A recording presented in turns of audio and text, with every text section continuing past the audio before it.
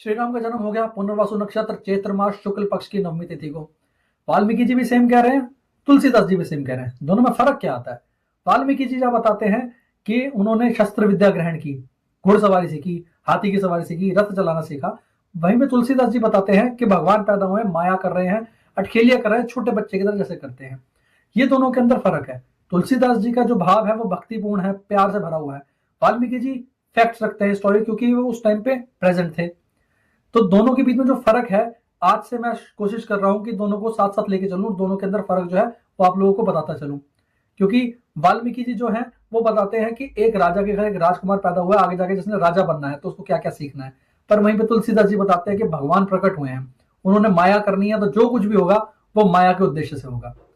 तो पिछले सर्ग के अंदर हमने पढ़ा कि कैसे विश्वामित्र जी दशरथ के पास आए हैं, राम जी बड़े हो चुके हैं और दशरथ जी उनको ग्रीट करते हैं और वेलकम करते हैं। अब हम पढ़ेंगे कि विश्वामित्र जी क्यों आए हैं। तो बिना किसी देरी करते हुए श्री राम का नाम लेते हुए और हनुमान जी से आगे लेते हुए शुरू करते हैं। जय श्री राम।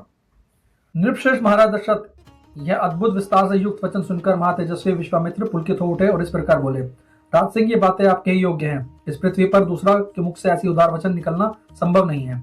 क्यों ना हो, आप महान कुल में उत्पन्न हैं, वशिष्ठ जैसे ब्रह्म ऋषि आपके उपदेशक हैं। अच्छा, अब जो बात मेरे हृदय में है उसे सुनिए। नृपश्रेष्ठ, सुनकर यह कार्य अवश्य पूर्ण करने का निश्चय कीजिए। आपने मेरे कार्य सिद्ध करने की प्रतिज्ञा की है, इस प्रतिज्ञा को सत्य कर दिखाइए। पुरुष प्रवर, मैं सिद्धि के लिए एक नियम का अनुष्ठान करता हूँ, उसमें इच्छानुसार रूप धारण करने वाले 2 राक्षस विघट डाल रहे हैं। मेरे इस नियम का अधिकांश कार्य पूर्ण हो चुका है। अब उसकी समाप्ति के समय वे दोनों राक्षस आदम के हैं। उनके नाम है मारीच और सुबाहु। वे दोनों बलवान और सुशिक्षित हैं। उन्होंने मेरे यज्ञ वेदी पर रक्त और मांस की वर्षा कर दी है। इस प्रकार वो समाप्त प्राय नियम में विघ्न पड़ जाने के कारण मेरा परिश्रम व्यर्थ हो गया और मैं उत्साहहीन होकर उस स्थान से चला आया। पृथ्वीनाथ, उनके ऊपर आपने क्रोध प्रयोग करूं, उन्हें श्राप दे दूं, ऐसा विचार मेरे मन में नहीं आता, क्योंकि वह नियम ही ऐसा है जिसको आरंभ कर देने पर किसी को श्राप नहीं दिया जा सकता। अतः नृपश्रेष्ठ, आप अपने काकपचधारी सत्य प्रकर्मी शूरवीर ज्येष्ठ पुत्र श्री राम को मुझे दे दे। ये मुझसे सुरक्षित हो रहकर अपने दिव्य तेज से उन विघ्नकारी राक्षसों का नाश करने में समर्थ हैं। मैं इन्हें अनेक प्रकार के श्रेय प्रदान करूंगा, इसमें संशय नहीं है। उस श्रेय को पाकर ये तीनों लोग में विख्यात होंगे। श्री राम के सामने आकर वह दोनों राक्षस किसी तरह ठहर नहीं सकते। इन रघुनंदन के सिवा दूसरा कोई पुरुष उन राक्षसों को मारने का साहस नहीं करता। नृपश्रेष्ठ, अपने बल का घमंड रखने वाले वे दोनों पापी निशाचर कालपाश के अधीन हो गए हैं, अतः महात्मा श्री राम के सामने नहीं टिक सकते। भूपाल, आप पुत्र विषय का स्नेह को सामने ना लाएं। मैं आपसे प्रतिज्ञा पूर्वक कहता हूं कि इन दोनों राक्षसों को इनके हाथों मरा हुआ ही समझिए। सत्य प्रकर्मी महात्मा श्री राम क्या है मैं जानता हूं, महातेजस्वी वशिष्ठ तथा अन्य तपस्वी भी जानते हैं। राजेंद्र, यदि आप इस भूमंडल में धर्म लाभ और उत्तम यश को स्थिर रखना चाहते हैं तो श्री राम को मुझे दे दीजिए। ककुस्तनंदन, यदि वशिष्ठ आदि आपके सभी मंत्री आपको अनुमति दे दे तो आप श्री राम को मेरे साथ विदा कर दीजिए। मुझे राम को ले जाना अभिष्ट है। ये भी बड़े होने के कारण अब आसक्ति रहित हो गए हैं, अतः आप यज्ञ का अवशिष्ट 10 दिनों के लिए अपने पुत्र कमल नयन श्री राम को मुझे दे दीजिए। रघुनंदन, आप ऐसा कीजिए जिससे मेरा यज्ञ समय व्यतीत ना हो, आपका कल्याण हो। आप अपने मन को शोक और चिंता में न डालिए।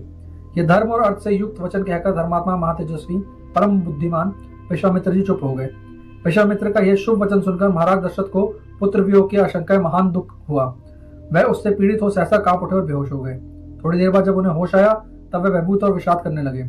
विश्वामित्र मुनि का वचन राजा के हृदय और मन को विदीर्ण करने वाला था। यह सुनकर उनके मन में बड़ी व्यथा हुई। वे महातेजस्वी महामनस्वी महाराजा अपने आसन से विचलित हो मूर्छित हो गए। तो यहाँ होता है वाल्मीकि रामायण के बालकांड का सर्ग 19 पूरा, जहां पे दशरथ जी परेशान हो गए जब उनको कहा गया कि राम जी को मुझे दे दीजिए। जो वो दिखा रहे हैं वो उनका प्रेम है अपने पुत्र के प्रति, जो बहुत सालों बाद पैदा हुआ। अब यहीं पे आगे हम पढ़ेंगे 20वें सर्ग के अंदर के क्या रिएक्ट किया दशरथ जी ने और किस तरह से विश्वामित्र ने उनको क्या रिप्लाई दिया और क्या वो ले जा पाए श्री राम को अपने साथ। ये सारी चीजें आगे पढ़ेंगे अब 20वें सर्ग के अंदर, और साथ में हम ये भी डिस्कस करते रहेंगे कि तुलसीदास जी क्या कहते हैं। तो तब तक के लिए मेरी तरफ से जय श्री राम।